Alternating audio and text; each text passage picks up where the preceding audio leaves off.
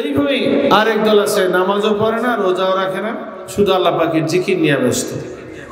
তাদের সম্বন্ধে অনেক সময় রাসূল বলেন তারা কবিতা তৈরি করেছে, পানির তলে মোমের বাতি বাও বাতাসে নিবে না, মাওলা নামে জিকির দিলে অজু নামাজ লাগে না, হেল হেল হেল। নাউযুবিল্লাহ। এই ধরনের একদল আছে যারা নামাজ পড়ে না, রোজা রাখে না, এরা আল্লাহ পাকের জিকির আজকার করতে থাকে। তাদের দলেও লক্ষ লক্ষ লোক আছে।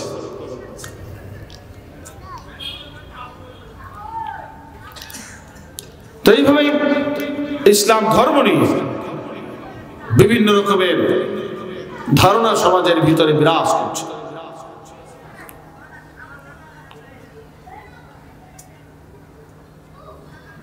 হাদিস শরীফের ভিতরে আল্লাহ রাসূল সাল্লাল্লাহু আলাইহি ওয়াসাল্লাম ভবিষ্যৎবাণী করেছেন, ইউশিকু আন ইয়া'তিয়া আলান-নাসি যামানুন লা ইয়াবকা মিনাল ইসলামি ইল্লা ইসমুহু ওয়া লা ইয়াবকা মিনাল কুরআনি ইল্লা রাসমুহু মাসাজিদুহুম আমিরাতুন ইয়াখরাবু মিনাল হুদা উলামাহুম শাররু মান তাহতা আদিমিস সামাই মিন ইনদিহিম তাখরুজুল ফিতনা। বাইহাকি শরীফের হাদিস, মিশকাত শরীফে এসেছে। আল্লাহ নবী ঘোষণা করেন শীঘ্রই মানুষের উপরে এমন একটা জামানা উপস্থিত হবে, বেশি বিলম্ব হবে না। নবী বলছে শীঘ্র শীঘ্র আসবে মানুষের উপরে একটা জামানা, লা ইয়াবকা মিনাল ইসলামি ইল্লা ইসমুহু, ইসলাম ধর্মের কোনো কিছু বাকি থাকবে না, থাকবে শুধু নাম। কি থাকবে? নামে মাত্র ইসলাম থাকবে, নামে মাত্র মুসলমান থাকবে, ইসলামের আসল শিক্ষা থাকবে না। 1400 বছর আগে আল্লাহ রাসূল সাল্লাল্লাহু আলাইহি ওয়াসাল্লাম এই হাদিস বর্ণনা করেছেন। বেশি বিলম্ব হবে না, শীঘ্রই মানুষের উপর একটা জামানা আসবে, ইসলাম থাকবে না, থাকবে কি? নামে মাত্র ইসলাম, নামে মাত্র মুসলমান। কথা কার? আল্লাহ রাসূলের। কার কথা? আল্লাহ রাসূল সাল্লাল্লাহু আলাইহি ওয়াসাল্লামের কথা। ওয়ালা ইয়াবকা মিনাল কুরআনি ইল্লা রাসমুহু, আর কোরআন শরীফের থেকেও কোনো কিছু বাকি থাকবে না, থাকবে শুধু পড়াপড়ি রসম, রসমির আওয়াজ থাকবে, কোরআন পড়াপড়ি রসম থাকবে, কিন্তু কোরআনের আসল শিক্ষা থাকবে। কোরআনের যে আসল শিক্ষা, পরিপূর্ণ শিক্ষা সমাজের ভিতরে থাকবে না। মাসাজিদুহুম আমিরাতুন ওয়া হিয়া খরাবুম মিনাল হুদা, ওই নামধারী মুসলমানদের তাদের মসজিদ সমূহ হবে ঝাঁকজমকপূর্ণ, অট্টালিকা হবে, দালান কোঠা হবে, টাইলস হবে, মোজাইক হবে, ওহিয়া খরাবুম মিনাল হুদা, কিন্তু হেদায়েত থেকে থাকবে শূন্য, হেদায়েত থাকবে না। ভবিষ্যৎবাণী কার? আল্লাহ রাসূল সাল্লাল্লাহু আলাইহি ওয়াসাল্লামের ভবিষ্যৎবাণী। ইসলাম থাকবে না, থাকবে নাম, কোরআনের আসল শিক্ষা থাকবে না, থাকবে পরাপরি রসম। কিন্তু মসজিদ সম্বন্ধে বলেন না যে মসজিদ থাকবে না, বলেন না, বলছেন মসজিদ তো থাকবেই। মাসাজিদুম আমিরাতুন, মসজিদ হবে ইমারত, হবে দালান কোঠা, হবে অট্টালিকা, কিন্তু হেদায়েত থাকবে না। মসজিদে কি থাকবে না? হেদায়েত থাকবে না। হেদায়েতের মর্ম হলো হাদির শিক্ষা, সত্যিকার হাদির শিক্ষা, পরিপূর্ণ ইসলাম এই মসজিদে থাকবে না। চতুর্থ ভবিষ্যৎবাণী আল্লাহ রাসূল করেছেন, উলামাহুম শাররু মান তাহতা আদিমিস সামাই মিন ইনদিহিম তাখরুজুল ফিতনা। ওই নামধারী মুসলমানদের আলেম সমাজ হবে আসমানের চামড়া নিচে সবচেয়ে বদকার, তাদের থেকে ফিতনা প্রকাশ পাবে। ব্যাখ্যায় লেখা আছে এক শ্রেণীর আলেম হবে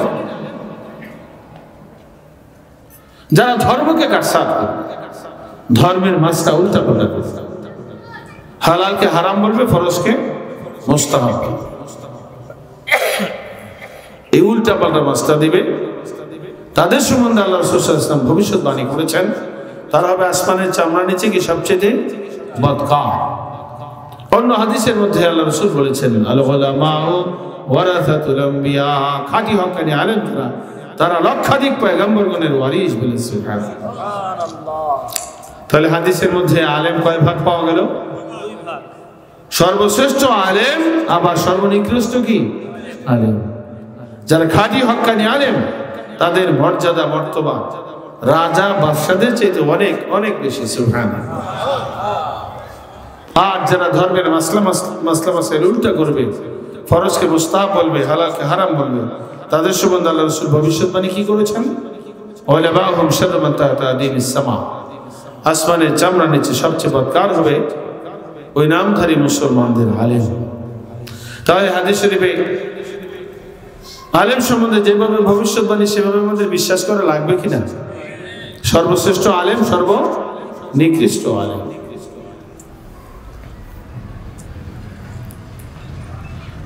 তাহলে চারটা ভবিষ্যৎবাণী: ইসলাম সম্বন্ধে ভবিষ্যৎবাণী, কোরআন সম্বন্ধে ভবিষ্যৎবাণী, মসজিদ সম্বন্ধে ভবিষ্যৎবাণী, আর আলেম সম্বন্ধে কি ভবিষ্যৎবাণী। এমন বিষয় নিয়ে ভবিষ্যৎবাণী যেই বিষয়গুলো মুসলমানদের জন্য অতীব জরুরি। ইসলাম ছাড়া তো মুসলমান হওয়া যায় না। কি মুসলমান হওয়া যায়? কোরআনের শিক্ষা যদি না থাকে তাহলে তো সে খাঁটি মুসলমান হতে পারবে না। মুসলমান হয়ে যদি মসজিদের সাথে সম্পর্ক না থাকে তাহলে এটা কি সিফাতে মুসলমান নাকি মুসলমানের ঘরে জাত মুসলমান? গরু খাওয়া মুসলমান আছে, কি কথা ঠিক না? তাহলে মসজিদ এটা গুরুত্বপূর্ণ। আর একটা হচ্ছে আলেম। আলেমের প্রয়োজন মুসলমানের প্রত্যেকটা জায়গায়। জন্মের সময় আলেম লাগে, মৃত্যুর সময় কি লাগবে? আলেম লাগবে। জন্মের পরে আকিকা কেমনে দিতে হবে সেটাও আলেমের কাছে যায় মাসলা জানতে হবে। নাম রাখার জন্য ভালো নাম কিভাবে রাখতে হবে সেই জন্য আলেম প্রয়োজন আছে কিনা? আলেমের প্রয়োজন মুসলমানের প্রতিটা ক্ষেত্রে। আবার দ্বীনি ইলম শিক্ষার জন্য আলেম লাগবে। বিবাহের সময় আলেম লাগবে কিনা? বিবাহের খুতবা, বিবাহের মাসালা, পর্দা প্রশিদার মাসালা, এই জন্য আলেম লাগবে। কাকে বিবাহ করা যাবে, কাকে বিবাহ করা যাবে না, এটাও মাসলা আছে কিনা? এটা পর্দা নামক কিতাবে সুন্দরভাবে লেখা আছে। মরার পরে জানাজার সময় আলেম লাগবে না? মৃত্যুর পরেও জানাজা আপনার আলেম লাগবে। আবার মৃত্যুর পরে যে বিরাট সম্পত্তি, তার রেখে যাওয়া সম্পত্তি ভাগ বন্টন করার জন্য আলেম লাগবে। কি লাগবে কিনা? আলেমের প্রয়োজন জীবনের প্রতিটা ক্ষেত্রে। আল্লাহু আকবার। সেই আলেম যদি খাঁটি না হয়, অখাঁটি হয়, তাহলে অবস্থাটা কেমন হবে? আপনি মনে করেন একজন ডাক্তার দেখান, কিন্তু ডাক্তার আসলে হাতুড়ে ডাক্তার, সত্যিকার পাশ করা ডাক্তার না। সে কি আপনার ভালো চিকিৎসা করবে না ভুল চিকিৎসা হবে? চিকিৎসা কি সঠিক হবে না ব্যাঠিক হবে? ব্যাঠিক হবে যদি হাতুড়ে ডাক্তার। ঠিক আলেম হচ্ছে ডাক্তারের মতো, ধর্মীয় ডাক্তার। আলেম সব কি ধর্মীয় ডাক্তার। সেই ডাক্তারের কাছে যেতে হলে যাচাই বাছাই করতে হবে। ইন্না হাযাল ইলমা দীনুন ফানজুর আম্মান তাখুযুনা দীনাকুম। মুসলিম শরীফের হাদিস এসেছে, নিশ্চয়ই এই ইলম হয়েছে দ্বীন, অতএব কার কাছে তুমি দ্বীন শিখবে তাকে তদন্ত করে দেখো সে কামেল না নাকিস, সে ভালো না মন্দ, খাঁটি না অখাঁটি। তদন্তের আদেশ এসেছে মুসলিম শরীফের হাদিসের ভিতরে। তদন্ত করা লাগবে কিনা?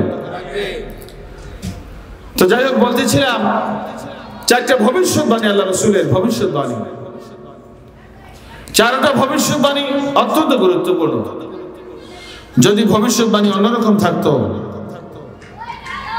যে কিয়ামত পর্যন্ত ইসলামের শিক্ষা সঠিকভাবে থাকবে, কেউ কোনো ভুল গলত করবে না, কেউ আংশিক করবে না, পূর্ণভাবে ইসলামের শিক্ষা থাকবে, তাহলে কি কোনো চিন্তা ছিল?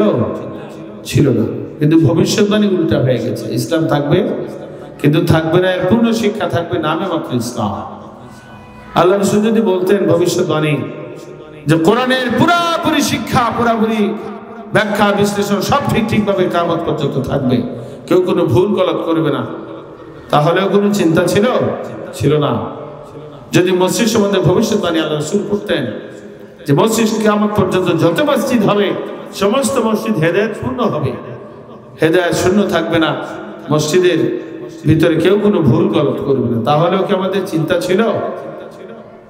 আলেম সম্বন্ধে যদি ভবিষ্যৎবাণী থাকতো যে যত আলেম হবে কিয়ামত পর্যন্ত যে কোনো আলেমের অনুসরণ করলেই চলবে, কেউ কোনো ভুল গলত বলবে না, সব আলেম খাঁটি হবে, তাহলেও কোনো চিন্তা ছিল না। কিন্তু ভবিষ্যৎবাণী সম্পূর্ণ উল্টা হয়ে গেছে।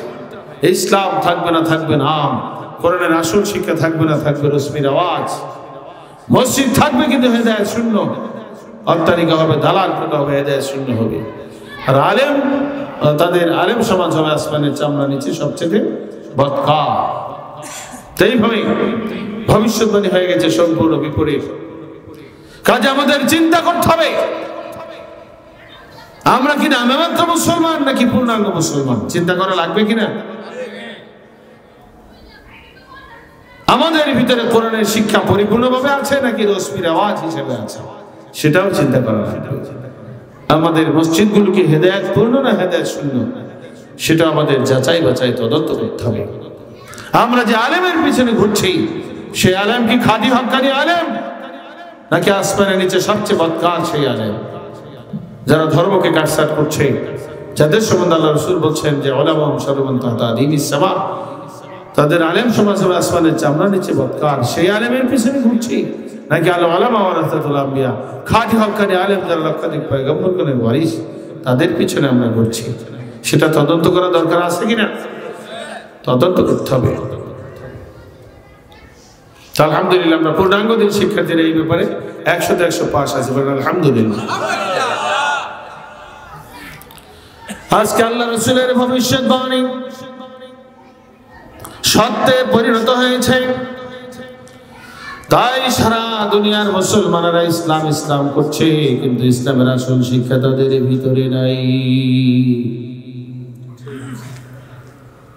ইসলাম ইসলাম করছে, ইসলামের যে পূর্ণাঙ্গ শিক্ষা আজকে মুসলমানদের ভিতরে নাই। আছে কলমা, নামাজ, হজ, যাকাত, এই কয়েকটা বিষয় আছে, আবার কেউ এর সাথে জিকির আজকার লাগিয়ে দিয়েছে। তাবলীগের যারা আছে, তাবলীগের ভাইরা, তারা সরাসরি মনে করতেছে পুরা দিনদার। এইভাবে কেউ আছে সমাজ সেবা নিয়ে, জনসেবা নিয়ে তারা আছে, তারা নামাজ রোজার বেশি ধার ধারে না। আবার একদল আছে নামাজ রোজাও করে না, তারা জিকির আজকার নিয়ে তারা ব্যস্ত আছে। এখন ইসলামের আসল শিক্ষা কি, আল্লাহ রাসূলের রেখে যাওয়া ইসলামটা কি, এটা আমাদের জানা লাগবে। অবশ্যই আমাদের জানতে হবে, যদি আমরা পরজগতে মুক্তি চাই তাহলে আল্লাহ রাসূলের রেখে যাওয়া ইসলাম আমাদের জানা লাগবে। লাগবে কিনা? লক্ষ লক্ষ হাদিসের মা বাবুল হাদিস, হাদিসে জিবরাইলের ভিতরে আল্লাহ রাসূল সাল্লাল্লাহু আলাইহি ওয়াসাল্লাম বর্ণনা করেছেন, ফাইন্নাহু জিবরাইল আতাকুম ইউআল্লিমুকুম দীনাকুম। তুরশিবুল্লাহুম্মা সাল্লি শুধু গরম পানি চানা দিয়ে শুধু গরম অল্প।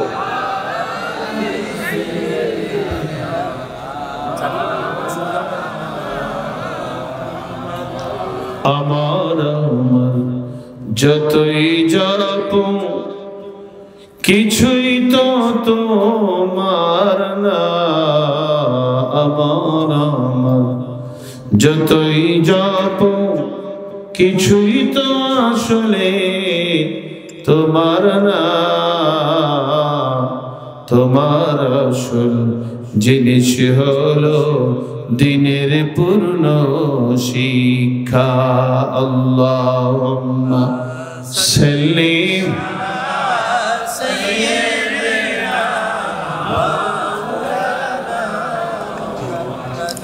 ওয়ালা আলি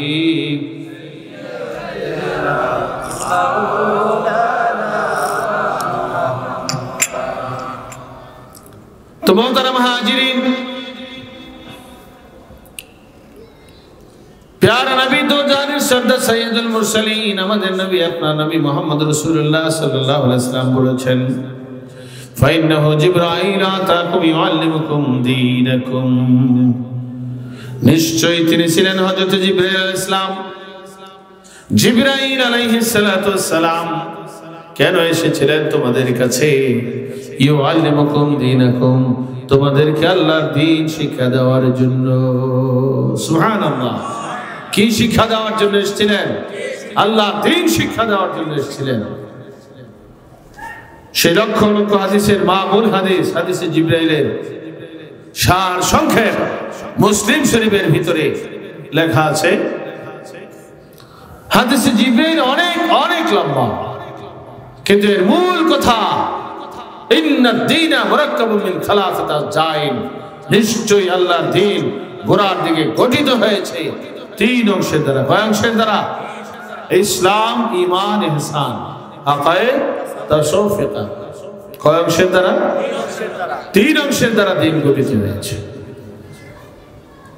কাজে আল্লাহ রাসূল সাল্লাল্লাহু আলাইহি ওয়াসাল্লাম এই তিন ভাগ ইলম রেখে গেছেন। তিন ভাগ মাসালা সমষ্টি কি? দ্বীন। তিন ভাগ মাসালা সমষ্টি দ্বীন।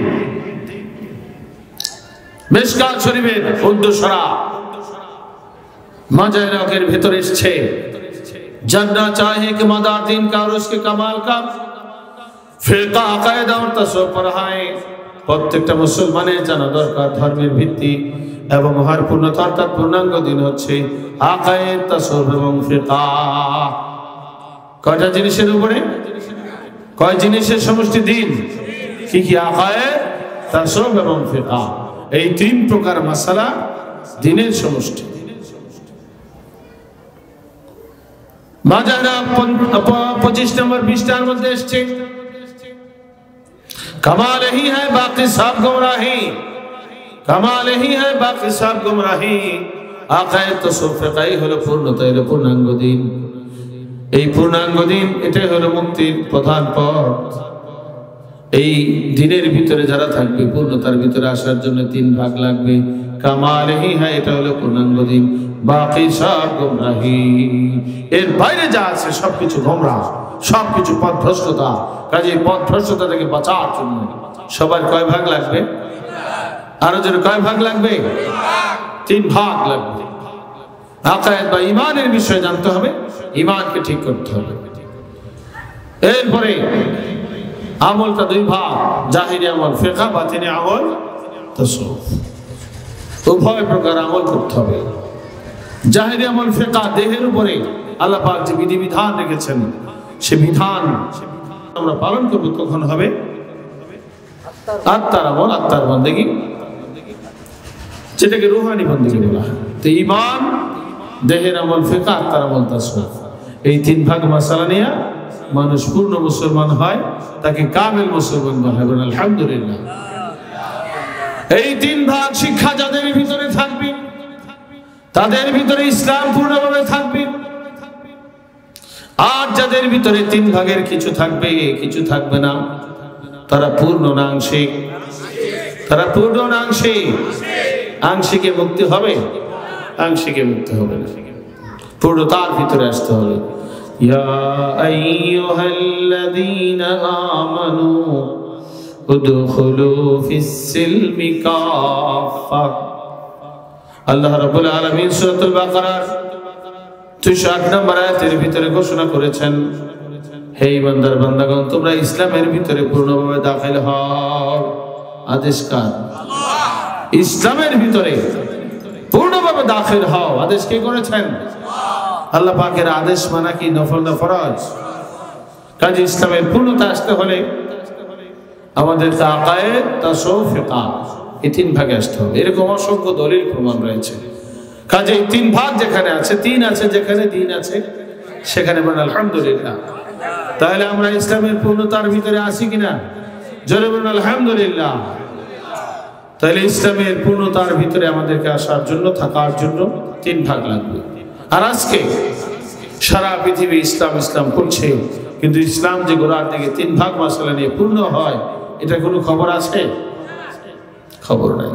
তারা কলমা নামাজ, হজ, যাকাত, এই পঞ্চমানা নিয়ে আছে। এটা হচ্ছে আপনার জাহেরা ইসলামের একটা সাইড, তাও পুরোপুরি না। ফিকহ 20 ভাগের 5 ভাগ। কি কথা ঠিক কিনা? এইভাবে যারা জিকির আজকার নিয়ে আছে, তারা আরেকটা অংশ ফিকহ 9 নম্বর মাসলাটা নিয়েছে, ইবাদতের 9 নম্বর মাসলাটা নিয়েছে, জিকির, দোয়া। তবে মোহতারাম হাজিরিন, পীরানা দরবারগুলোতে জিকির আজকার দেওয়া হয়, নামাজ রোজার সাথে কি জিকির আজকার। এর মাধ্যমে কি দিন পূর্ণ হয়? আকায়েদ, তাসাউফ, ফিকহ এই 3 ভাগ মাসালার সমষ্টি যে দ্বীন, এই ব্যাপারে অসংখ্য অগণিত প্রমাণ যুগ যুগ ধরে 55 বছর ধরে এই মাঠে বা এই এলাকায় প্রচারিত হচ্ছে। আল্লাহ পাক যাদের ভাগ্যে হেদায়েত রেখেছেন তারাই দ্বীন পেতে পারে, বলেন আলহামদুলিল্লাহ। আর যাদের ভাগ্যে হেদায়েত নাই, শত চেষ্টা করেও তাদেরকে আপনি এই দ্বীনে আনতে পারবেন না। তো তারা মুহাজিরিন এই 3 ভাগ মাসালা নিয়ে দ্বীন, এই 3 ভাগ মাসালা পরবর্তীতে আবার 4 ভাগে বিভক্ত হয়েছে। ঈমানের পরে ফিকহ এবং তাসাউফ, ফিকহের 2 ভাগ। ফাযাহিরাতু কিসমানি, জাহিরি যে আমল ফিকহ এটা আবার 2 ভাগ। আল্লাহর হক ইবাদত, সৃষ্টির হক মুআমালাত। আল্লাহর হকের নাম কি? ইবাদত, বাংলা ভাষায় ইবাদত। আর হচ্ছে সৃষ্টির হক মুআমালাত। ওয়াল বাতিনাতু আইদান কিসমান, বাতিন যেটা আত্মার সাথে সম্পর্কযুক্ত, যেটা কালমে তাসাউফ বলা হয়, এটা আবার কয় ভাগ? 1 ভাগের নাম মুহলিকাত, আর 1 ভাগের নাম কি? মুনজিয়াত। তাহলে আমলি মাসটা পাওয়া গেল পরবর্তী স্তরে 4 ভাগ: ইবাদত, মুআমালাত, মুহলিকাত, মুনজিয়াত। আকসির হিদায়াত কে দাবি এসেছে মুআমালা মুসলমানি কার কাজ জানা হয়, মুসলমানদের যে কর্মানুষ্ঠান, সেই কর্মানুষ্ঠান হচ্ছে 4 ভাগ। কয় ভাগ? ইবাদত, মুআমালাত, মুহলিকাত, মুনজিয়াত। প্রত্যেক ভাগে আবার 10 প্রকার। ইমাম গাজ্জালী রাহমাতুল্লাহ আলাইহি বলেছেন,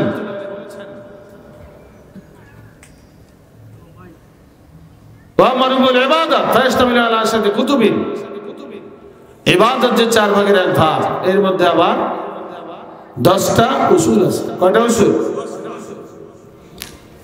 মুআমালাতের ভিতরে 10 উসুল, মুহলিকাতে 10, মুনজিয়াতে 10, 4 কত? 40 উসুল নিয়ে আল্লাহর পূর্ণাঙ্গ দ্বীন। ইমাম গাজ্জালী রাহমাতুল্লাহ এখানে কিতাব লিখেছেন, কিতাবুল আরবাঈনা ফি উসুলিদ দ্বীন। আল্লাহর দ্বীনের কয় উসুলের কিতাব? আল্লাহর দ্বীনে কয় উসুল? ইবাদতে 10, মুআমালাতে 10, মুহলিকাতে, মুনজিয়াতে 10, 4 কত হয়? 40 উসুলের পূর্ণাঙ্গ দ্বীন। তাহলে 5 উসুল 6 উসুল কি দ্বীনের পূর্ণ না আংশিক? দ্বীনের পূর্ণতা না আংশিক? আল্লাহ পাক কি বলেছেন? ইসলামে আংশিক থাকার জন্য না পূর্ণ থাকার জন্য? পূর্ণভাবে থাকার জন্য বলছেন। কাজে পূর্ণতা আসার জন্য 4 ভাগে 40 উসুল লাগবে। 3, 4, 40, 3, 4, 40 উসুল নিয়ে আল্লাহর পূর্ণাঙ্গ দ্বীন। আল্লাহ পাক আমাদেরকে পূর্ণতার ভিতরে দাখিল হওয়ার তৌফিক দান করুন, বলে আমিন। আরো জোরে বলে আমিন। দুরূদ শরীফ পড়ুন, আল্লাহুম্মা সাল্লি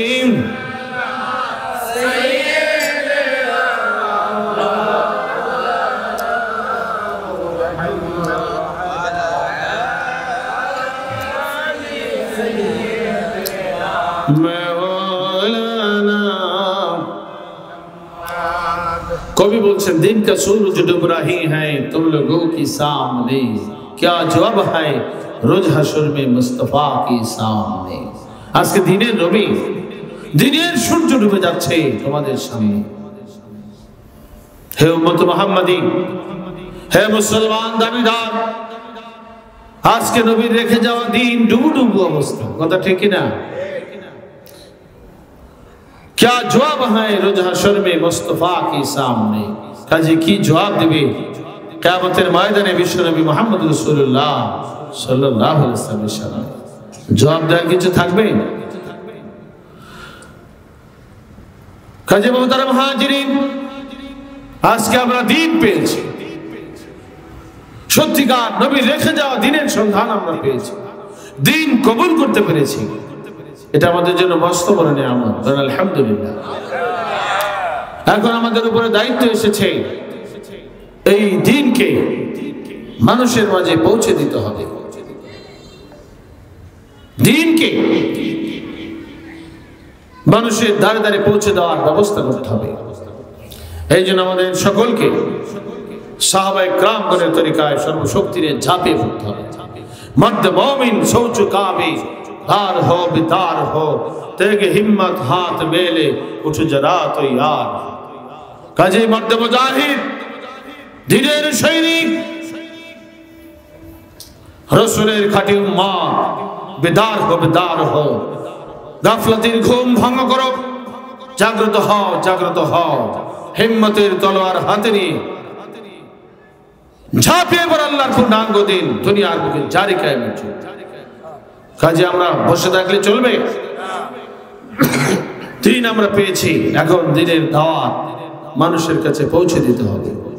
তো আমি আশা করব আগামীকাল দ্বিতীয় দিনের মাহফিল জামানার হাজি নায়েব রাসূল তার শিবানয়ন করবেন, আরো বিশিষ্ট ব্যক্তিবর্গ উপস্থিত হবেন।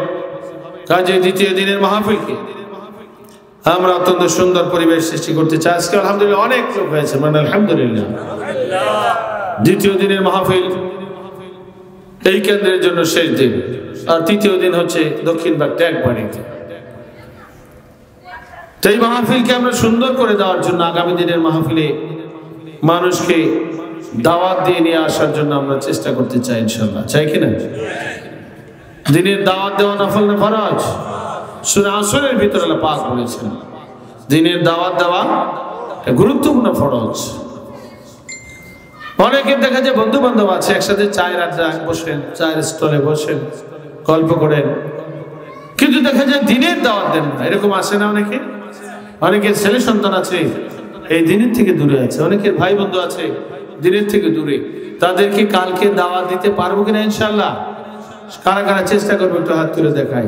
আল্লাহ কবুল করুন বলে আমিন। দুরূদ পড়ুন সাল্লাল্লাহু আলা মুহাম্মাদ সাল্লাল্লাহু চাই পাঁচটা রাখো তোমার কাছে, অল্প একটু গরম পানি শুরু করো। ওয়ালা মুহাম্মাদ সাল্লাল্লাহু আলাইহি ওয়াসাল্লাম। हम तो माइल बाकरम हैं कोई साइल ही नहीं, हम तो माइल बाकरम हैं कोई साइल ही नहीं, राह दिखलाए कसे राह रुवे मंजिल ही नहीं, सल्लल्लाहु अलैहि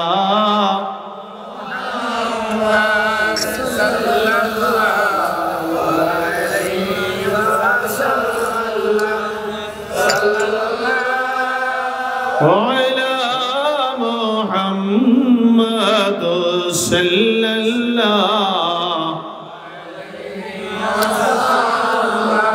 আল্লাহ পাকের কথাই কবির ভাষায় हम तो माइल बाकरम है कोई साइल ही नहीं, দয়ামুখামি সদাই কিন্তু কোথায় যাসনা করি, পথ দেখাবো কাহার তরে নাই যে পথের যাত্রা করি।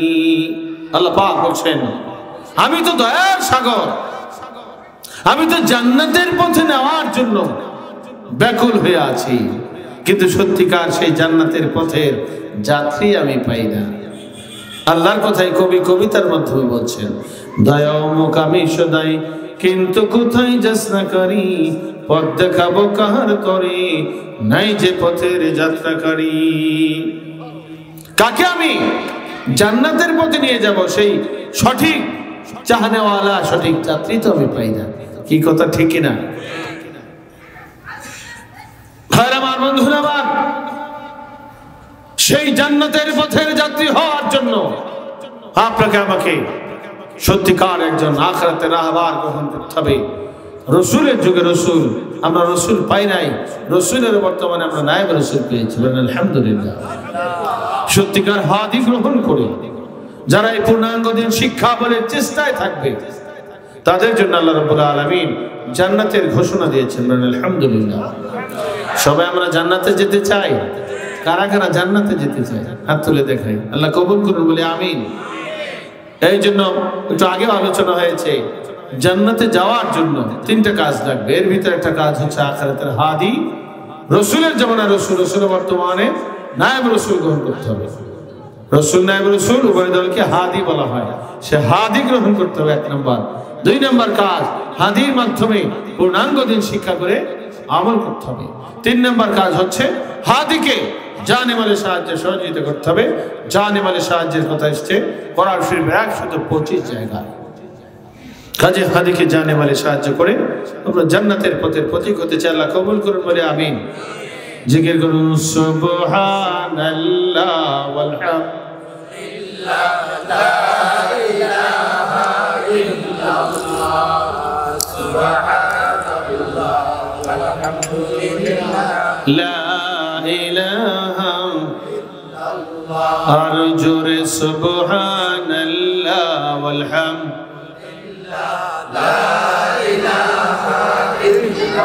জোরে জোরে সুবহানাল্লাহ ওয়ালহামদুলিল্লাহ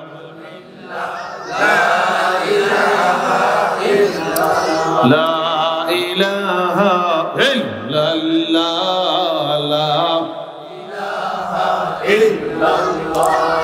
আর জোরে লা ইলাহা ইল্লাল্লাহ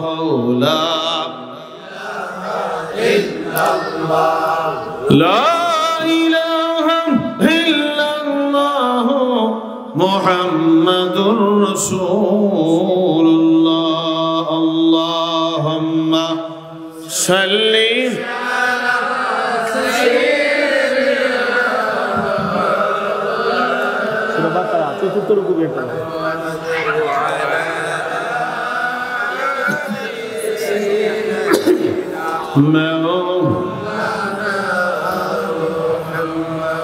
মোহতারাম মুহাজিরিন, পবিত্র কালামে পাক কোরআনুল কারীম ময়দানে হাশরে আপনার আমার পক্ষে সুপারিশকারী হবে, আবার কারো কারো বিরুদ্ধে বাদী হয়ে আল্লাহর দরবারে নালিশ করবে। হাদিস শরীফে এসেছে আল কোরআন হুজ্জাতুল লাকা ওয়া আলাইক, কোরআন হয়তো তোমার পক্ষে দলিল হবে অথবা তোমার বিরুদ্ধে বাদী হয়ে যাবে। কোরআন পক্ষে দলিল হোক, এটা আমরা চাই কিনা? যার পক্ষে কোরআন সুপারিশকারী হবে তার জন্য আল্লাহ পাক জান্নাত অবধারিত করে দিবেন, সুবহানাল্লাহ। আর যার পক্ষে, যার বিপক্ষে কোরআন বাদী হবে তার কিন্তু রক্ষা নাই, বলে নাউযুবিল্লাহ। কোরআন পক্ষে সুপারিশ করবে তাদের যারা কোরআনের শিক্ষা পরিপূর্ণ দিন আল্লাহর পক্ষে হাদি রাসূলের যুগে রাসূল বর্তমান নায়েব রাসূলের কাছ থেকে শিক্ষা গ্রহণ করছেন, তাদের পক্ষে কোরআন সুপারিশকারী হয়ে যাবে। বলেন আলহামদুলিল্লাহ, আরো জোরে হবে আলহামদুলিল্লাহ। তাই কোরআনুল কারীমের সবচেয়ে বড় সূরা হচ্ছে সূরাতুল বাকারা। কোন সূরা? সূরাতুল বাকারা প্রায় 2.5 পারা ব্যাপী সূরা। সূরাতুল বাকারাকে বাকারা নামকরণ কেন করা হয়েছে, মুফাসসিরিন কিরাম এই বিষয়ে বর্ণনা করেছেন। বাকারা মানে গাবি গরু। বাকারা অর্থ কি? গাবি গরু। অনেক মুফাসসিরিন কিরাম লিখেছেন সূরা বাকারা ডাক দিয়ে বলছে, হে দুনিয়ার মানুষ, তোমরা যদি আমি সূরাতুল বাকারা শিক্ষা হাসিল করতে পারো তাহলে তোমাদের গাবি মানে কি? পশু, পশুত্ব স্বভাব তোমাদের অন্তর থেকে দূরীভূত হয়ে যাবে, সুবহানাল্লাহ। আর যদি তোমরা আমি সূরাতুল বাকারা শিক্ষা হাসিল করতে না পারো তাহলে তোমরা গরু সমতুল্যই থাকবে। কি থাকবে তোমরা? গরু সমতুল্য, পশু সমতুল্য থাকবে। বলে নাউযুবিল্লাহ। এইভাবেই সূরা বাকারা আরো শিক্ষা হচ্ছে এই পশুত্ব স্বভাবগুলো মানুষের অন্তরের ভিতরে থাকে। অহংকার এটা খারাপ স্বভাব কিনা? হাসাদ, হিংসা খারাপ স্বভাব কিনা? এগুলো থাকে কোথায়? আত্মার ভিতরে, মানুষের আত্মার ভিতরে। কাজে আত্মশুদ্ধির মাধ্যমে এই পশুত্ব স্বভাব আমাদেরকে দূর করতে হবে। আর আত্মশুদ্ধির জন্য আখিরাতের একজন শায়েখ উস্তাদ লাগবে। লাগবে কিনা? অবশ্যই আত্মশুদ্ধির একজন শায়েখ উস্তাদ আমাদেরকে গ্রহণ করতে হবে। তো মুহতারাম মুহাজিরিন, সেই সূরাতুল বাকারার 4 নম্বর রুকু থেকে আমি আপনাদের সম্মুখে সংক্ষিপ্ত পরিসরে তাফসীর পেশ করতে চাই। আল্লাহ রাব্বুল আলামিন তৌফিক এনায়েত করুন। সকলে বলে আমিন। আরো জোরে বলে আমিন। শুরুতেই তাউজ এবং তাসমিহ আমরা পাঠ করি। আউযু বিল্লাহি মিনাশ শাইতানির রাজীম। বিসমিল্লাহির রাহমানির রাহিম।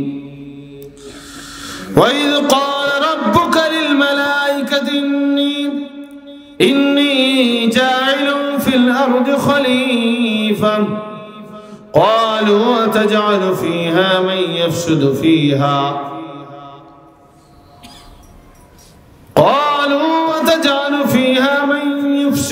فيها ويسفك الدماء ونحن نسبح بحمدك ونقدس لك قال إني أعلم ما لا تعلمون وعلم آدم الأسماء كلها ثم عرضهم على الملائكة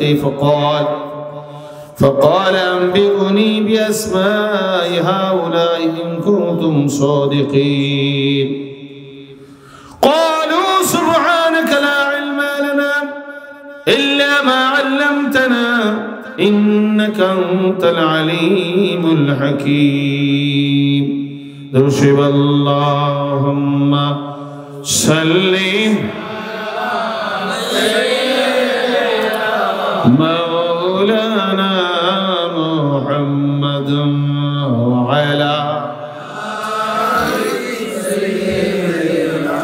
مولانا মোহতারাম হাজিরিন, আল্লাহ রাব্বুল আলামিন সূরাতুল বাকারার ৪র্থ নম্বর রুকুর ভিতরে দুনিয়ার মানুষকে যে তিনি সৃষ্টি করেছেন এবং দুনিয়ার মানুষকে আল্লাহ পাক খলিফা হিসেবে পৃথিবীর বুকে নির্ধারণ করেছেন, এই মহা সুসংবাদ তিনি সূরাতুল বাকারার ৪র্থ নম্বর রুকুর ভিতরে আলোচনা করেছেন। বলেন আলহামদুলিল্লাহ। শুরুতে আল্লাহ রাব্বুল আলামিন বলছেন, হে রাসূল আপনি স্মরণ করুন সেই সময়ের ঘটনা যখন আপনার প্রভু ওয়াইদ ক্বালা রাব্বুকা, স্মরণ করুন সেই সময়ের ঘটনা যখন আপনার প্রভু বলেছিলেন ফেরেশতাদের উদ্দেশ্যে, ইন্নী জাইলুন ফিল আরদি খলিফা, নিশ্চয়ই এই জমিনে আমি আমার একদল খলিফা সৃষ্টি করতে চাই, প্রতিনিধি আমি সৃষ্টি করতে চাই।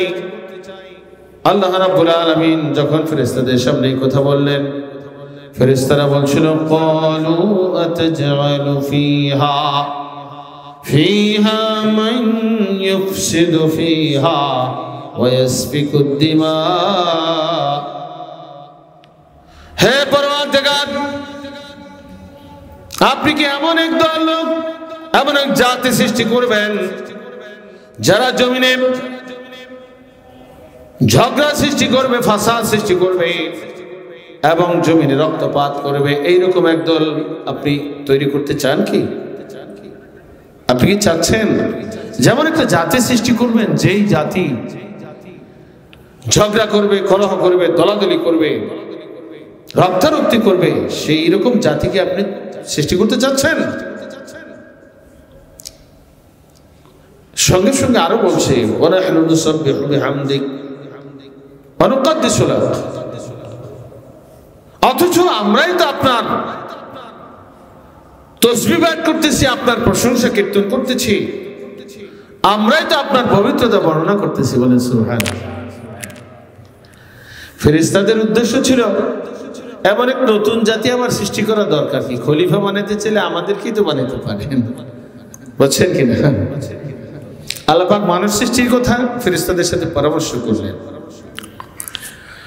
তখন ফেরেশতারা এখানে নিজেদের গুণ কীর্তনের কথা বলছে, যে আল্লাহর প্রশংসা করছি, আমরা গুণ কীর্তন করতেছি, আবার একটা আলাদা জাতি কেন দরকার? তখন আল্লাহ পাক কি বলছেন, قال إني أعلم ما لا تعلمون قال إني أعلم ما لا تعلمون আল্লাহ পাক বললেন, নিশ্চয় আমি যা জানি তোমরা তা জানো না।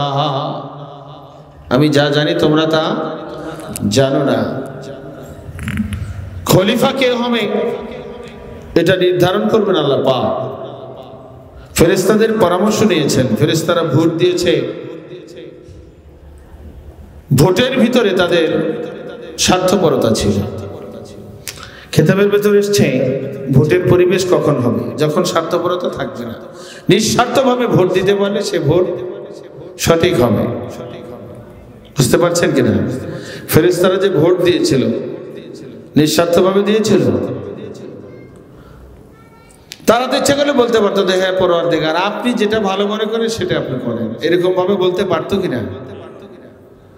কিন্তু ফেরেশতারা এটা বলে নাই।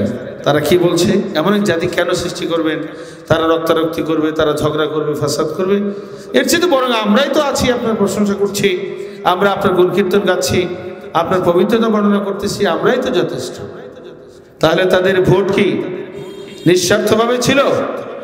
তাদের আল্লাহ পাক যে পরামর্শ নিয়েছেন তাদের কাছ থেকে, তাদের ভোটের ভিতরে স্বার্থপরতা ছিল। এখানে একটা বিশেষ উপদেশ হচ্ছে,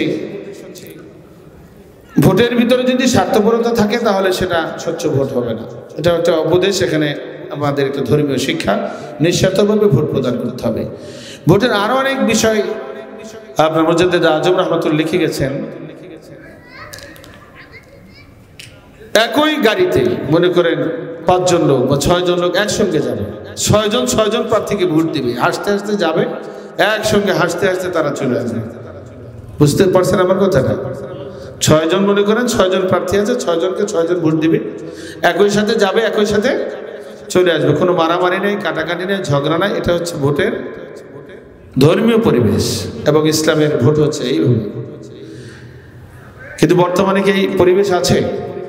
এই পরিবেশ তৈরি করতে হবে। এটা হচ্ছে ধর্মীয় পরিবেশ, ইসলামের বিধান। আর ফেরেশতাদের ভোট প্রদান করতে গিয়ে দেখা গিয়েছিল তারা নিঃস্বার্থভাবে ভোট প্রদান করে নাই। তাদের ভোটের ভিতরে কি ছিল? স্বার্থপরতা ছিল। কাজে তাদের ভোট ক্যান্সেল হয়ে গেছে। ক্যান্সেল কে করেছে? আল্লাহ পাক ক্যান্সেল করে দিয়েছেন যে তোমাদের ভোট সঠিক হয় নাই। তো যাই হোক, আমি সেদিকে যাচ্ছি না। এরপরে আমাদের জন্য আরেকটা শিক্ষা হচ্ছে, আল্লাহ রাব্বুল আলামিন মানব জাতিকে আল্লাহ পাকের খলিফা বানাইছেন। তাহলে মানুষ এটা কি সাধারণ কথা? আশরাফুল মাখলুকাত, সৃষ্টির সেরা জীব, বলেন আলহামদুলিল্লাহ। সমস্ত সৃষ্টির ভিতরে সর্বশ্রেষ্ঠ হচ্ছে আদম সন্তান। ওয়ালাকাদ কাররামনা বনি আদম। আল্লাহ পাক বলছেন যে আমি আদম সন্তানকে সম্মানিত করেছি, শ্রেষ্ঠতম মর্যাদা দিয়েছি। বলে সুবহানাল্লাহ। সম্মানিত কে করেছেন? আল্লাহ পাক সম্মানিত করেছেন, খলিফা বানিয়েছেন। কাজে খলিফা হয়ে আপনার আল্লাহ পাকের প্রতিনিধি হয়ে আল্লাহ পাকের দ্বীনের কাজ, প্রতিনিধিত্ব পূর্ণ যে কাজ, সেই কাজ করা লাগবে কিনা? খলিফা মানে হচ্ছে প্রতিনিধি। এই প্রতিনিধি আল্লাহর পক্ষের প্রতিনিধি। আমরা বলেন আলহামদুলিল্লাহ। প্রতিনিধির ভিতরে ভাগ আছে। একটা হচ্ছে খাস ভাবে আল্লাহর দ্বীন প্রচারের জন্য প্রতিনিধি, আবার আম ভাবে আল্লাহর দ্বীন প্রচারের জন্য প্রতিনিধি। আম ভাবে দ্বীন প্রচার জারি কায়েমের জন্য নবী রাসূলগণ বর্তমানে কে? নায়েবে রাসূলগণ আল্লাহর পক্ষের প্রতিনিধি, খলিফা। আর খাস ভাবে তাবলীগে খাস, এটা গুরুত্বপূর্ণ ফরজ কিনা? এই তাবলীগ খাস হিসাবে প্রত্যেকেই আল্লাহর পক্ষের প্রতিনিধি। বলেন আলহামদুলিল্লাহ। প্রত্যেকের বাড়ি ঘরের প্রতিনিধিত্ব প্রত্যেককে দিতে হবে। কিয়ামতের ময়দানে প্রত্যেককে তার এই দায়িত্ব সম্বন্ধে জিজ্ঞেস করা হবে, কে কতটুকু দায়িত্ব আমরা পালন করেছি। ভালো কাজের আদেশ, মন্দ কাজের নিষেধ করতে হবে। প্রত্যেক ব্যক্তি তার অধীনস্থদেরকে এই কাজটা করতে হবে। এটা কি নফল না ফরজ? অনেক গুরুত্বপূর্ণ ফরজ। এখন প্রতিনিধিত্ব বুঝতে পেরেছেন? আল্লাহ যে প্রতিনিধি বানাইছেন এটা বুঝতে পারছেন কিনা? তাবলীগ খাসের প্রতিনিধি সকল মুমিন মুসলমান। কাজে এই প্রতিনিধি হিসেবে আপনার দায়িত্ব পালন করতে হবে। দায়িত্ব অবহেলা হলে কিয়ামতের ময়দানে জবাবদিহি করতে হবে। আল্লাহ রাব্বুল আলামিন হযরত আদম আলাইহিস সালাতু ওয়াস সালাম কে নাম শিক্ষা দিলেন ওয়া আল্লামা আদামাল আসমাআ কুল্লাহা। আল্লাহ পাক হযরত আদম আলাইহিস সালাম কে সব কিছুর নাম শিক্ষা দিলেন, সমস্ত কিছুর নাম, সব কিছুর নাম ব্যাখ্যায় লেখা আছে নাম এবং কাম, নাম এবং কাম শিক্ষা দিলেন। কোন জিনিসটা কি কাজ করে সেটা আল্লাহ রাব্বুল আলামিন আদম আলাইহিস সালামকে শিক্ষা দিলেন। থুম্মা আরাদাহুম আলাল মালায়েকা, অতঃপর ফেরেশতাদের সামনে পেশ করলেন। فقال أنبئوني بأسماء هؤلاء إن كنتم صادقين। অতঃপর আল্লাহ রাব্বুল আলামিন ফেরেশতাদের সামনে আদম আলাইহিস সালামকে পেশ করার পরে আল্লাহ পাক আদম আলাইহিস সালামকে শিক্ষা দান করেছেন। সুবহানাল্লাহ। তারপরে পরীক্ষা দেওয়ার জন্য আল্লাহ পাক ফেরেশতাদের সামনে পেশ করলেন আদম আলাইহিস সালামকে সেখানে রাখলেন। ফেরেশতাদেরকে বললেন, আচ্ছা তোমরা যে বলছিলে খলিফা সৃষ্টি করার দরকার নাই, তোমরাই যথেষ্ট, তাহলে এগুলোর নাম ধাম তোমরা বলে দাও। এখন ফেরেশতারা তো লাজবাব হয়ে গেছে। ফেরেশতারা কি বলছে? قالوا سبحانك لا علم لنا إلا ما علمتنا إنك أنت العليم الحكيم। বলে সুবহানাল্লাহ। ফেরেশতারা লাজবাব হয়ে গেলেন, অপারগতা প্রকাশ করলেন, বললেন, হে পরওয়ারদিগার, হে মহান রব্বুল আলামিন, আপনি তো পুত পবিত্র, আপনি নির্দোষ, আমরা দোষী। লা ইলমা লানা, আমাদের কোনো ইলম নাই, এই ব্যাপারে আমাদের কিচ্ছু ইলম নাই, কোনো ইলম কোনো জ্ঞান আমাদের নাই। ইল্লা মা আল্লামতানা, আর যতটুকু ইলম আপনি আমাদেরকে শিক্ষা দিয়েছেন ততটুকু আমরা জানি, এর বেশি আমরা জানি না। ইন্নাকা আনতাল আলিমুল হাকিম, নিশ্চয়ই আপনি হলেন মহাজ্ঞানী। বলে সুবহানাল্লাহ। এবং প্রজ্ঞাময়, আপনি তো সবকিছু জানেন। তো ইলমের পরীক্ষায় ফেরেশতারা লাজবাব হয়ে গেলেন, ফেরেশতারা ফেল করলেন, বলা যায় কি করলেন, এরা ফেল। এইবার আল্লাহ পাক বলেন, ক্বালা ইয়া আদম আনবিহুম বিআসমাইহিম ফালাম্মা আনবাহুম বিআসমাইহিম قال ألم أقل لكم إني أعلم غيب السماوات والأرض وأعلم ما تبدون وما كنتم تكتمون। এইবার আদম আলাইহিস সালামকে আল্লাহ বলেন, হে আদম, তুমি এগুলোর নাম ধাম বলে দাও। তখন আদম আলাইহিস সালাম বললেন, তাফসীরের ভিতর লেখা আছে, আদম আলাইহিস সালাম বললেন, এইটা এই জিনিস, এটা ওই জিনিস, এইটা মাইক, এটা দ্বারা সাউন্ডের কাজ করা হয়, এইভাবে অনেক যা কিছু ছিল সবকিছুর নামও বললেন, কামও বলে দিলেন। বলে সুবহানাল্লাহ। তো এইবার ইলমের পরীক্ষায় পাশ করলেন কে? হযরতে আদম আলাইহিস সালাতু ওয়াস সালাম। আদম আলাইহিস সালাম পাশ করলেন। তখন আল্লাহ রাব্বুল আলামিন বললেন, আমি কি তোমাদেরকে বলি নাই, নিশ্চয় আমি আসমান জমিনের অদৃশ্য বিষয়সমূহ অবগত আছি। সুবহানাল্লাহ। আসমান জমিনে যা কিছু গোপন আছে সবকিছু কে জানেন? আল্লাহ পাক জানেন। আল্লাহ রাব্বুল আলামিন আরো বললেন, ওয়া আলামু মা তুবদুনা ওয়া মা কুনতুম তাকতুমুন, আমি আরো জানি তোমরা যা প্রকাশ করো আর যা তোমাদের অন্তরের ভিতরে গোপন করো, অন্তরের গোপন জিনিস সেইটাও আমি আল্লাহ জানি। সুবহানাল্লাহ। অর্থাৎ আল্লাহ পাক ফেরেশতাদের স্বার্থপরতার দিকেও কিছু ইঙ্গিত করেছেন। আল্লাহ পাক যখন খলিফা সৃষ্টির কথা বলছেন, আল্লাহ পাকের খলিফাদের ভিতরে যারা নবী রাসূল হবে, নবী রাসূলরা কি মারামারি কাটাকাটি করতে পারে? ঝগড়া কলহ রক্তারক্তি তারা করে? কিন্তু ফেরেশতারা একতরফাভাবে বলে গেছে যে তারা তো রক্তারক্তি করবে, তারা তো মারামারি করবে, কাটাকাটি করবে, ফাসাদ সৃষ্টি করবে। কাজে এই জাতি কেন সৃষ্টির দরকার? আমরাই তো আপনার প্রশংসা কীর্তন করছি।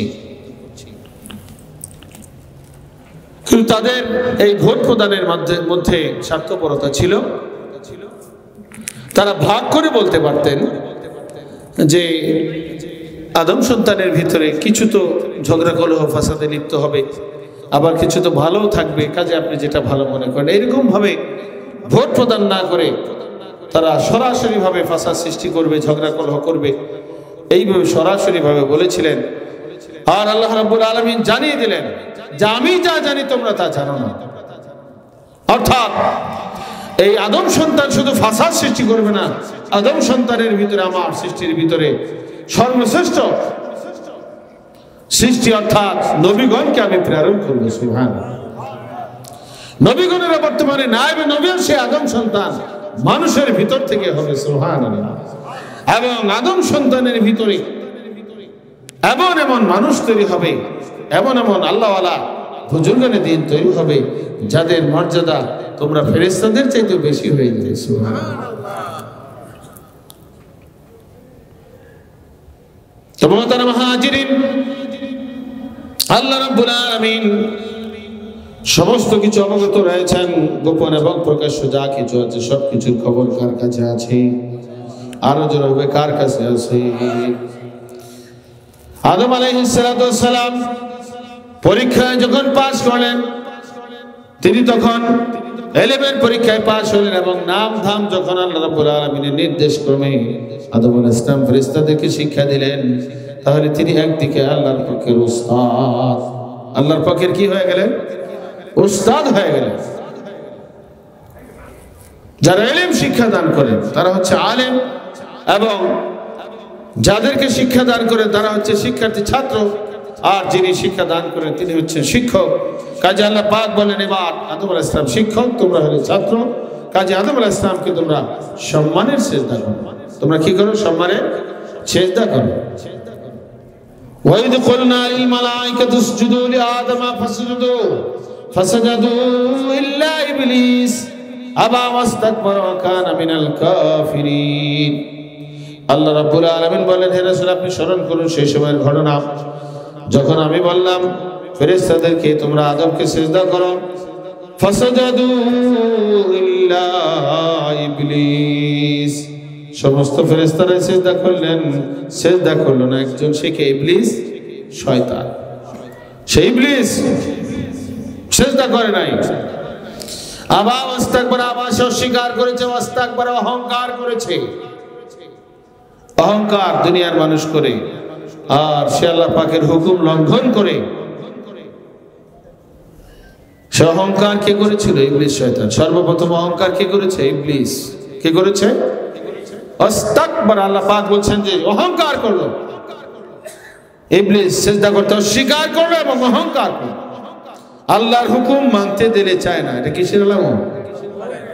অহংকারের আলামত। উস্তাদকে সম্মান করতে চায় না, এটাও কিসের আলামত? অহংকারের আলামত। আল্লাহ রাব্বুল আলামিন হুকুম দিলেন, সবাই তোমরা আদমকে সিজদা করো। ফাসাজাদু ইল্লা ইবলিস, ইবলিস ছাড়া সমস্ত ফেরেশতারা সিজদা করলেন। আবা ওয়াস্তাকবার, ইবলিস অস্বীকার করেছে, অহংকার করেছে। ওয়া কানা মিনাল কাফিরিন, আল্লাহ পাক বলেন সে কাফিরদের অন্তর্ভুক্ত হয়ে গেছে। বলেন নাউযুবিল্লাহ। এইবার আল্লাহ রাব্বুল আলামিন বলছেন, ওয়াকুলনা ইয়া আদম উসকুন আনতা ওয়া যাওজুকাল জান্নাহ। হে আদম, আল্লাহ পাক বলেন, আর আমি বললাম আদমকে, আদম তুমি এবং তোমার স্ত্রী, ইয়া আদম উসকুন আনতা ওয়া যাওজুকাল জান্নাহ, তোমরা বসবাস করতে থাকো, বসবাস করতে শুরু করো তুমি এবং তোমার স্ত্রী জান্নাতের ভিতরে। কোথায়? জান্নাতের ভিতরে। ওয়া কুলা মিনহা রাগাদান হাইসু শি'তুমা, তোমাদের মনে যা চাই, মনের ইচ্ছা অনুযায়ী তৃপ্তি সহকারে তোমরা জান্নাতের ফল ফলাদি বা জান্নাতে যা ইচ্ছা তাই তোমরা খাও। ওয়ালা তাকরাবা হাদিহিশ শাজারাতান ফাতাকুনা মিনাল যালিমিন, খবরদার সাবধান, তোমরা এই গাছটার নিকটেও যেও না। একটা গাছ আল্লাহ পাক দেখাইলেন, খবরদার সাবধান, এই গাছটার কাছে যাবে না।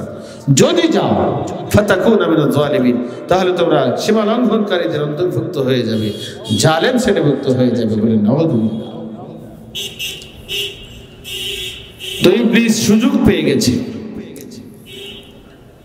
নিষেধীয় কাজের দিকে আকর্ষণ করার জন্য সে সর্বশক্তি নিয়োগ করছে। সে কে? ইবলিস, শয়তান। এখনো দেখবেন মানুষের মনে নিষেধীয় জিনিসের দিকে আকর্ষণ সৃষ্টি হয়, হয় কিনা? সে আকর্ষণটা সৃষ্টি করে দেয় কে? ইবলিস, শয়তান। নিষেধ করছেন আল্লাহ, কিন্তু নিষেধীয় কাজের দিকে আপনার মায়াল করে দেয় শয়তান, আগ্রহ সৃষ্টি করে দেয়। আগ্রহ সৃষ্টি করে দেয় সে কে? শয়তান। কাজেই এই শয়তানের আপনার ওয়াসওয়াসা থেকে আমাদেরকে হেফাজত করতে হবে, নিজেকে কি করতে হবে? হেফাজত করতে হবে। অনেক সময় দেখা যায় মাহফিল প্যান্ডেলে পুরোপুরি ভাবে প্রথম দিন লোকজন ভরে না, কি কথা ঠিক কিনা?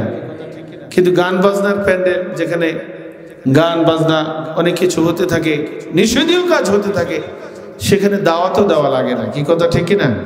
কোনো রকম টের পাইলেই চলে যে অমুক জায়গায় গান বাজনা ইত্যাদি হচ্ছে, সেখানে মানুষ ভরপুর হয়ে যায়। তারাও তো মুসলমান, কি কথা ঠিক কিনা? তাদেরকে সেখানে উপস্থিত করে দেয় কে?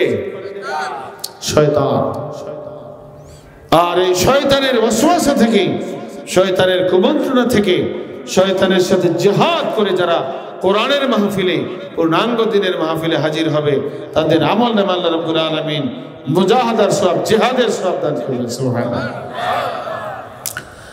তো কালকের মাহফিলে আমরা নিজেরা হাজির হব এবং বন্ধু বান্ধব তাদেরকেও হাজির করানোর জন্য আমরা চেষ্টা করব।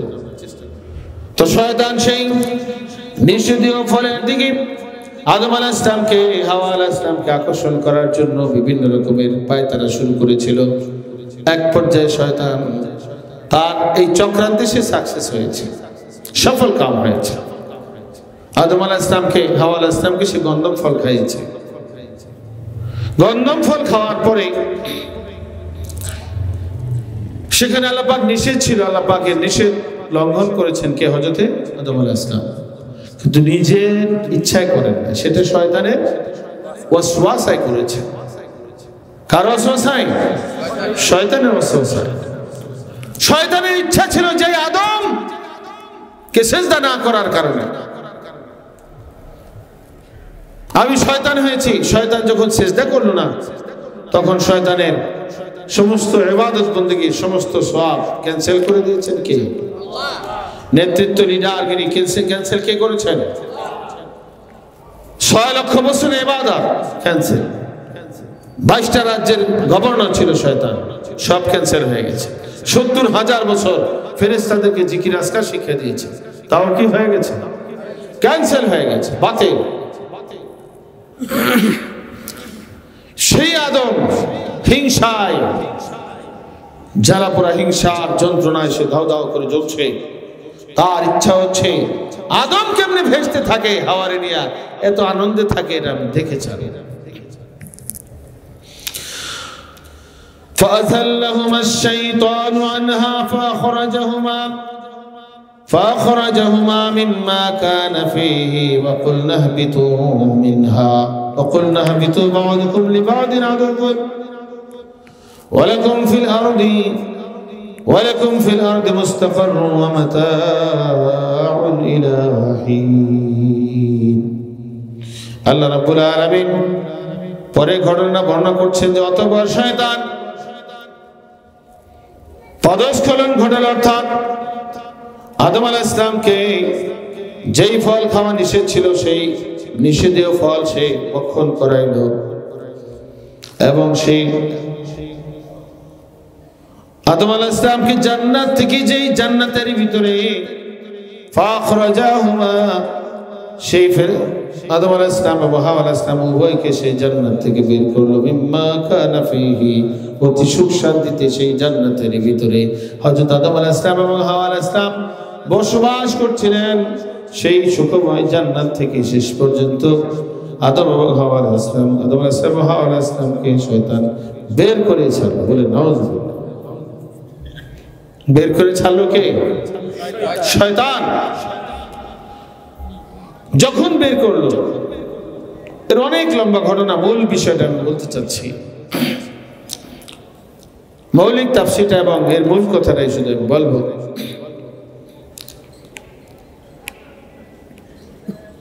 আদম আলাইহিস সালাম যখন গন্ধম খেয়ে ফেলল,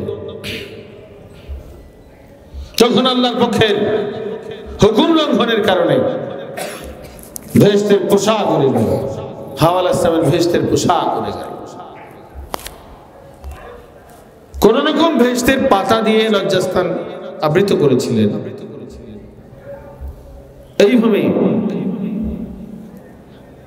তারা বুঝতে পেরেছেন যে শয়তানের কুমন্ত্রণা,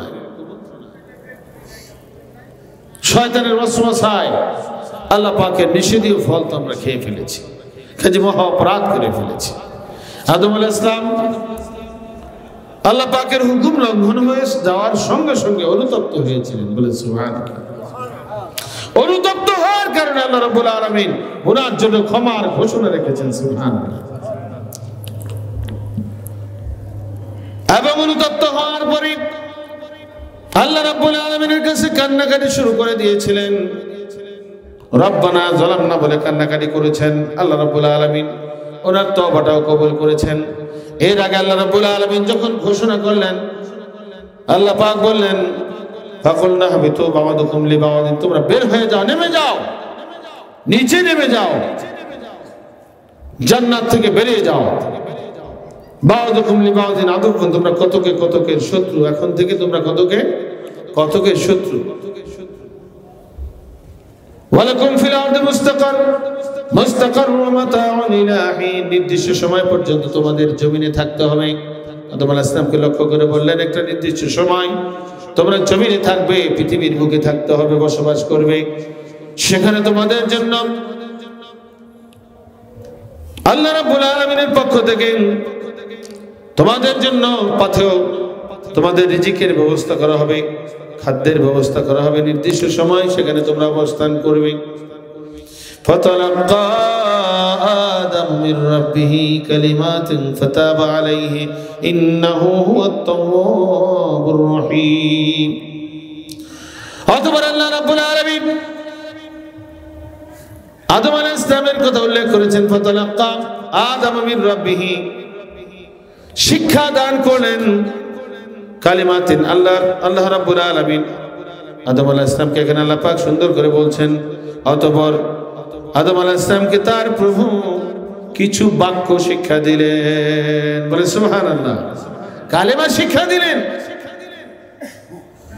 সেই কালেমাগুলো আদম আলাইহিস সালাম পাঠ করা শুরু করলেন। বলে সুবহানাল্লাহ।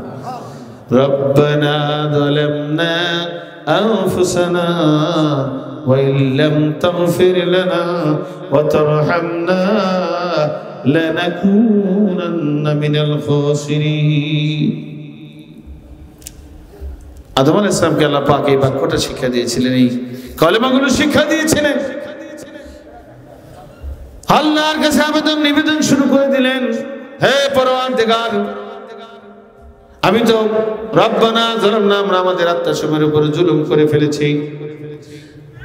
ওয়াইল্লাম তাগফির লানা, যদি তুমি আমাদেরকে দয়া এবং ক্ষমা না করো, ওয়াতারহামনা লানাকুনান্না মিনাল খাসিরিন, যদি ক্ষমা না করো, দয়া না করো, লানাকুনান্না মিনাল খাসিরিন, তাহলে আমরা অবশ্যই ক্ষতিগ্রস্তদের অন্তর্ভুক্ত হয়ে যাব, ধ্বংসপ্রাপ্ত হয়ে যাব। আল্লাহ রাব্বুল আলামিন আদম আলাইহিস সালামের তওবা কবুল করলেন। ফাতাবা আলাইহি, আল্লাহ পাক তওবা কি করলেন? মঞ্জুর করলেন, কবুল করলেন। বলে সুবহানাল্লাহ। ইন্নাহু হুয়াত তাওয়াবুর রহিম, নিশ্চয়ই আল্লাহ রাব্বুল আলামিন তওবা কবুলকারী, ক্ষমাকারী এবং মহা দয়াবান। বলে সুবহানাল্লাহ। فقلنا اهبطوا منها جميعا فإما يأتينكم مني هدى فمن تبع هدايا فلا خوف عليهم ولا هم يحزنون। আল্লাহ রাব্বুল আলামিন এবার বলতেছেন, হে আদম, আমি বললাম তোমরা জমিনে নেমে যাও, সবাই জমিনে নেমে যাও, এখান থেকে নেমে যাও। ফাইম্মা ইয়াতিয়ান্নাকুম মিন্নি হুদান, অথবা আমার পক্ষ থেকে তোমাদের কাছে হাদি, হুদান মানে হেদায়েত, পথ প্রদর্শক, হাদি আসবে। কার পক্ষ থেকে? আল্লাহর পক্ষ থেকে। তাফসীরের ভিতরে লেখা আছে রাসূল, এবং রাসূলের কাছে যে আসমানি কিতাব পাঠানো হয়েছে সেটা হলো হেদায়েত। যারা রাসূল এবং রাসূলের শিক্ষা, আসমানি কিতাবের শিক্ষা গ্রহণ করবে তারাই হবে হেদায়েত প্রাপ্ত। বলেন আলহামদুলিল্লাহ। খাউফুন আলাইহিম ওয়ালা হুম ইয়াহজানুন। অতএব যে ব্যক্তি আমার পক্ষের হাদির ইত্তেবা করবে, ফামান তাবিআ হুদায়া, যে ইত্তেবা করবে, অনুসরণ করবে আমার পক্ষের হেদায়েতের হাদির, মর্ম হচ্ছে হাদি আসমানি কিতাব এবং আসমানি কিতাবের শিক্ষক রাসূল, রাসূলের বর্তমানে নায়েব রাসূল এবং আসমানি কিতাবের শিক্ষা, এই শিক্ষা এবং শিক্ষকের তাবে অনুসারী যারা হবে, আল্লাহ পাক বলছেন ফালা খাউফুন, তাদের কোনো ভয় নাই। মৃত্যুর চিন্তা, কবরের চিন্তা, হাসরের চিন্তা, দুজকে কোথাও কোনো আযাব গজবের ভয় ভীতি তাদের থাকবে না। ওয়ালা হুম ইয়াহজানুন, এবং তারা দুশ্চিন্তাগ্রস্ত হবে না। দুনিয়ার বুকেও তারা কোনো দুশ্চিন্তাগ্রস্ত হবে না। অর্থাৎ শয়তান যে তাদেরকে পদস্খলন ঘটাবে এই চিন্তা তাদের থাকবে না। এখান থেকে শিক্ষা হচ্ছে কি, হাদির সোহবতে থাকলে শয়তান তাদেরকে অসুয়াশা দিতে পারবে না। অসুয়াশা দিলেও আল্লাহ পাক তাদেরকে সঠিক পথের সন্ধান দান করবেন। সুবহানাল্লাহ। আর যারা হাদির হেদায়েত গ্রহণ না করবে, হাদির অনুসরণ না করবে, তারা শয়তানের মুরিদ হয়ে যায়। তারা কি অটোমেটিক শয়তানের মুরিদ হয়ে যাচ্ছে। এই জন্য এই আয়াত এবং আরো অসংখ্য আয়াতের তাফসিরে কিতাবের মধ্যে স্পষ্ট ভাষায় লেখা আছে। তাফসির রুহুল বায়ানে আসছে, রুহুল আনানুনের ভিতরে এসছে, রিসালাতুল মাকিয়া নামক কিতাবে এসছে, মাল্লা শাইখ আল ফাশাইখুশ শাইতান, যার শাইখ নাই, যার হাদি নাই, যার পীর, খাঁটি পীর মুর্শিদ নাই, তার একজন শাইখ আছে। তার শাইখ কে?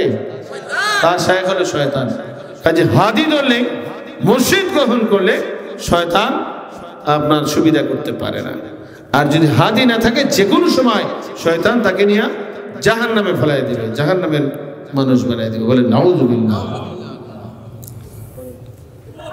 والذين كفروا وكذبوا بآياتنا أولئك أصحاب النار।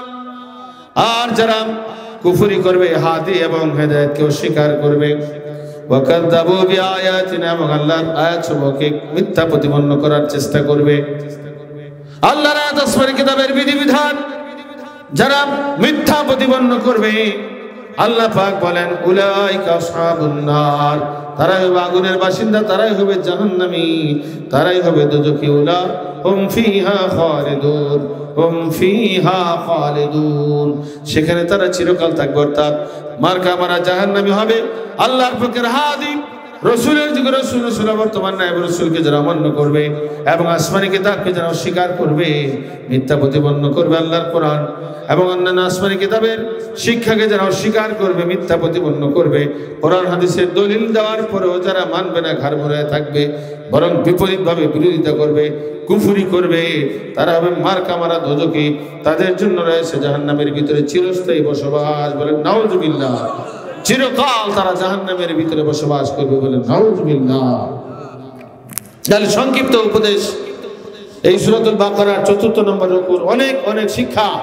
এর ভিতরে একটা বিশেষ শিক্ষা হচ্ছে আদম সন্তান আল্লাহর খলিফা। আমরা মানুষ আদম সন্তান, আমরা কার খলিফা? আল্লাহর খলিফা। এটা খুশির খবর কিনা? জোরে বলুন আলহামদুলিল্লাহ। কিভাবে খলিফা সেটা সংক্ষিপ্ত ব্যাখ্যা শুনেছেন। তাবলীগ খাস হিসেবে প্রত্যেকেই যার যার বাড়ির প্রতিনিধি, বাড়ি ঘরে প্রত্যেকেই কি তাবলীগ খাসের প্রতিনিধি। প্রতিনিধিত্ব করতে হবে। আপনার স্ত্রী পর্দায় থাকে না, পর্দা থাকার ব্যবস্থা করতে হবে। দ্বীনি ইলম শিখে না, শিক্ষার ব্যবস্থা করতে হবে। নামাজ পড়েন, আপনি নামাজের জন্য তাকিদ করতে হবে। এইভাবে স্ত্রী, কন্যা, আপনার সন্তান সন্ততি যারা আছে তাদেরকে, অর্থাৎ আপনার অধীনস্থ, এক কথা অধীনস্থ যারা আছে তাদেরকে ভালো কাজের আদেশ দিতে হবে, মন্দ কাজের নিষেধ করতে হবে। পূর্ণাঙ্গ দিন শিক্ষা আমলের তাকিদ দিতে হবে। এটার নাম কোন তাবলীগ? তাবলীগে খাস। আর আমভাবে সারা দেশ দুনিয়ায় আপনার প্রতিনিধি হচ্ছে রসুল, রসুলের বর্তমানে নায়েব রসুল। অর্থাৎ আম তাবলীগের ব্যাপারে প্রতিনিধি কারা? রসুল, নায়েব রসুল। এখন আপনি আমি সবাই হচ্ছে আল্লাহর প্রতিনিধি, কিন্তু সে আল্লাহর প্রতিনিধি, নিজেই নিজের গুরুত্ব দাম বুঝতেছি না আমরা। কি কথা ঠিক না? প্রতিনিধি আল্লাহ পাক বানাইছেন, কত বড় আপনার একটা ব্যাপার, এটা নিয়ামতের শুকর আদায় করা দরকার। সেই জন্য যে দায়িত্ব দেওয়া হয়েছে, এই দায়িত্ব যথাযথভাবে পালন করা দরকার। কোন দেশের প্রেসিডেন্ট যদি কোথাও চলে যায়, একজনের উপর যে দায়িত্ব দেওয়া হয়, তাহলে নিজেকে নিজে অনেক ধন্য মনে করে না? যে প্রেসিডেন্ট রাষ্ট্রীয় কাজে কোথাও চলে গেছেন, আমাকে এই রাষ্ট্রের দায়িত্বটা কয়েকদিনের জন্য যদি দেয়, তাহলে নিজেকে নিজে ধন্য মনে করে কিনা? তো বাদশার বাদশাকে, আরো জোরে বাদশার বাদশাকে, সেই মহারাজ রাজাধিরাজ আল্লাহ রাব্বুল আলামিন আপনাকে আমাকে দুনিয়াতে প্রতিনিধি হিসেবে পাঠিয়েছেন। এটা মস্ত বড় খুশির খবর কিনা? কিন্তু এই প্রতিনিধির দায়িত্ব আপনাকে আমাকে যথাযথ পালন করতে হবে। এই দায়িত্বগুলো নিয়ে আরো কথা হবে আপনাদের সাথে। কথা হবে আগামীকাল সকালে তালিমে, কথা হবে বিকালে মাহফিলে। এই দায়িত্ব পালন করে আমরা যদি জান্নাতি মানুষ হতে পারি, তাহলে আল্লাহ পাক যে আদম সন্তানকে প্রতিনিধি বানাইছেন, সেই বানানোটা কি হবে? সফল হবে। আল্লাহ পাকের এই উদ্দেশ্য সফলতা অর্জন করবে। আমরাও জান্নাতি মানুষ হয়ে পরকালে আমরা আল্লাহর প্রতিনিধি হয়ে জান্নাতে প্রবেশ করতে পারবো। আর যদি আমরা দায়িত্ব অবহেলা করি, তাহলে আপনার এটা হবে আমাদের জন্য অনেক দুঃখনীয় বিষয়, দুঃখের বিষয়, কষ্টের বিষয়। এবং আল্লাহ পাক যে উদ্দেশ্যে আদম সন্তান সৃষ্টি করেছেন, সেই উদ্দেশ্য সফল হবে না। যেই জন্য আমাদেরকে আল্লাহর দেওয়া দায়িত্ব যথাযথভাবে পালন করে, পূর্ণাঙ্গ দিন শিখে আমল করে, জারি কায়েমের জন্য জানে মালে চেষ্টা সাধনা করে আমরা সবাই যেন জান্নাতি মানুষ হতে পারি, সেই তৌফিক আল্লাহ রাব্বুল আলামিন আমাদেরকে দান করুন। সকলে বলে আমিন। আর সর্বশেষ যে আলোচনা আসছে, শেষ দুই আয়াতের ভিতরে আল্লাহ পাক বলছেন, হে আদম, তুমি দুনিয়ায় চলে যাও, নেমে যাও এখান থেকে, সবাই মিলে সবাই চলে যাও। আর তোমার সন্তানের কাছে আমি পাঠিয়ে দেব হাদি। হাদির মর্ম রসুল, রসুলের বর্তমানে নায়েব রসুল আর আসমানি কিতাব। সে আসমানি কিতাবের শিক্ষা পূর্ণাঙ্গ দিন আমরা পেয়েছি। আমরা অনেক বড় ভাগ্যবান কিনা? বলুন আলহামদুলিল্লাহ। আর জোরমান আলহামদুলিল্লাহ। এই হাদি যারা গ্রহণ করবে, হাদির শিক্ষা নিয়ে যারা থাকবে, লা খাউফুন আলাইহিম ওয়ালা হুম ইয়াহজানুন, তাদের কোনো ভয় নাই। মৃত্যু, কবর, হাসর বলছে না, কোথাও কোনো ভয়ভীতি তাদের থাকবে না। কিন্তু হাদির শিক্ষাটা সঠিকভাবে শিখতে হবে। বুঝতে পারছেন কিনা? আর তাফসীরের ভিতরে এটাও লেখা আছে, হাদির খাঁটি ছাত্র যারা হবে, তাদের কোনো দুশ্চিন্তা থাকবে না দুনিয়ার বুকে। অনেক সময় আল্লাহ পাক পরীক্ষার জন্য বিপদ আপদ দিবেন, কিন্তু ভয়াবহ কোনো চিন্তা দুশ্চিন্তা তাদের থাকবে না, যেহেতু তারা হাদির ছাত্র হবে। তা হাদির খাঁটি ছাত্র হয়ে আমরা পরকালে পাড়ি দিতে চাই। আল্লাহ তৌফিক দান করুন। আমি দাঁড়িয়ে সালাম পাঠ করি, ইয়া নবী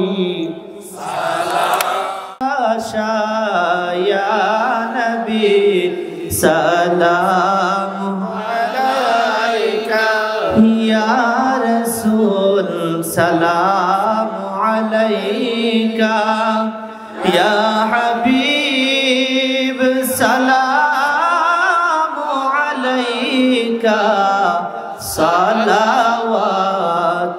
সালাওয়াতুল্লাহ আলাইকা। হে নবী আপনাকে সালাম, বংশধর আসহাব তামাম, মুহাম্মদ তব মধুর নাম, সেই নামে উজ্জ্বল তামাম। ইয়া নবী সালাম আলাইকা, ইয়া রাসূল সালাম আলাইকা, ইয়া হাবিব সালাম আলাইকা, সালাওয়াত